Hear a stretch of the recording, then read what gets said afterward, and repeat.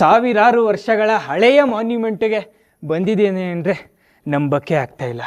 ಇಲ್ಲೇ ಬುದ್ಧನ ಪೇಂಟಿಂಗ್ಸ್ ಇದ್ದಿದ್ದು, ಇಲ್ಲೇ ಏನೂ ಇಲ್ಲ, ಕೆರ್ದು ಹಾಕ್ಬಿಟ್ಟವ್ರೆ. ಇಲ್ಲೇನು ಬಾಂಬಿಟ್ ಬ್ಲಾಸ್ಟ್ ಮಾಡೋಕ್ಕಿಲ್ವಲ್ಲ. Buddha painting full room. ಇಡೀ ವರ್ಲ್ಡಲ್ಲೇ ಬಾಮಿಯಾನಲ್ಲೇ first time oil painting introduce ಆಗಿದ್ದು. ಆ ಇಂಟ್ರೊಡ್ಯೂಸ್ ಆಗಿರೋಂಥ ಆಯಿಲ್ ಪೇಂಟಿಂಗಲ್ಲಿ ಈ ರೂಮ್ ಫುಲ್ಲು ಬುದ್ಧನ ಚಿತ್ರ ಬಿಡಿಸಿದ್ರು. ಆದರೆ ಈಗ ಏನೂ ಇಲ್ಲ, ಏನೂ ಇಲ್ಲ.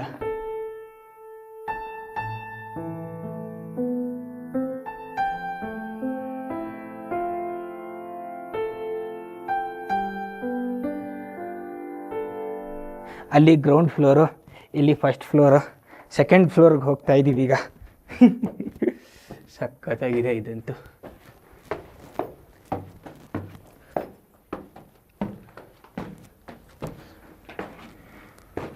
Second floor.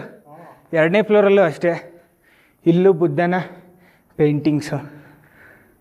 ಅಲ್ಲಲ್ಲಿ ಚೂರು ಗೊತ್ತಾಗುತ್ತೆ, ಅಲ್ಲಿ ಹಾಂ, ಆಯಿಲ್ ಪೇಂಟಿಂಗು, ಸಾವಿರಾರು ವರ್ಷಗಳ ಹಳೆಯ ಪೇಂಟಿಂಗು. ಚೂರು ನೋಡ್ಬೋದು. ಥರ್ಡ್ ಫ್ಲೋರ್, ಓ ಮೂರನೇ ಫ್ಲೋರು ಇದೆಯಂತೆ.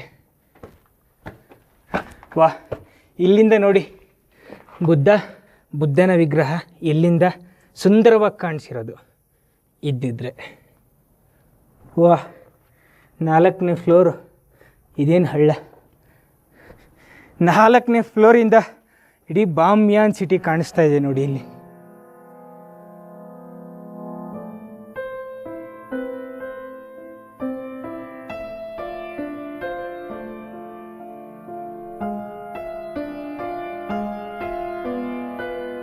ನಿಮಗೆ ಗೊತ್ತಿರೋ ಹಾಗೆ ಈ ಚಿಕ್ಕ ಬುದ್ಧ ಇರೋ ಅಂಥ ಜಾಗದಲ್ಲಿ ರಾಣಿ ವಾಸಿಸ್ತಾ ಇದ್ರು.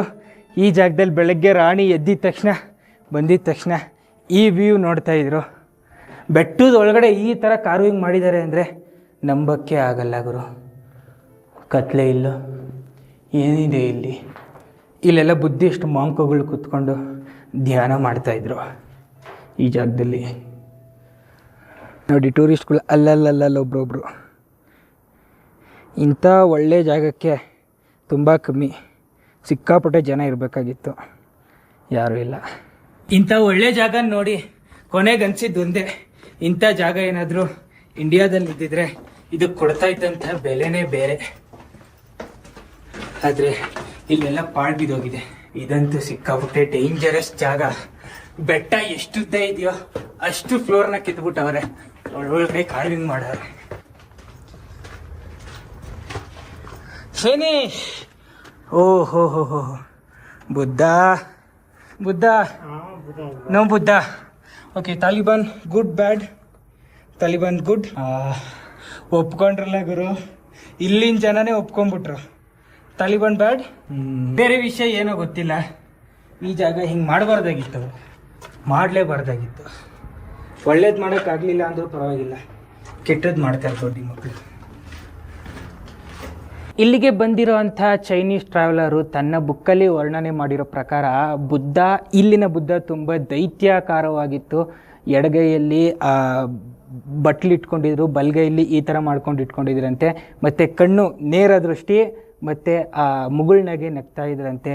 ಒಳಗಡೆ ಎಲ್ಲ ಸಿಕ್ಕಾಪಟ್ಟೆ ಬುದ್ಧನ ಪೇಂಟಿಂಗ್ ಚಿಕ್ಕದಾಗಿ ಅಲ್ಲಲ್ಲಿ ನೋಡ್ಬೋದು. ಆದರೆ ಮುಖ ಕೆರೆದಾಕ್ಬಿಟ್ಟಿದ್ದಾರೆ, ಮುಖ ನೋಡೋಕ್ಕಾಗಲ್ಲ.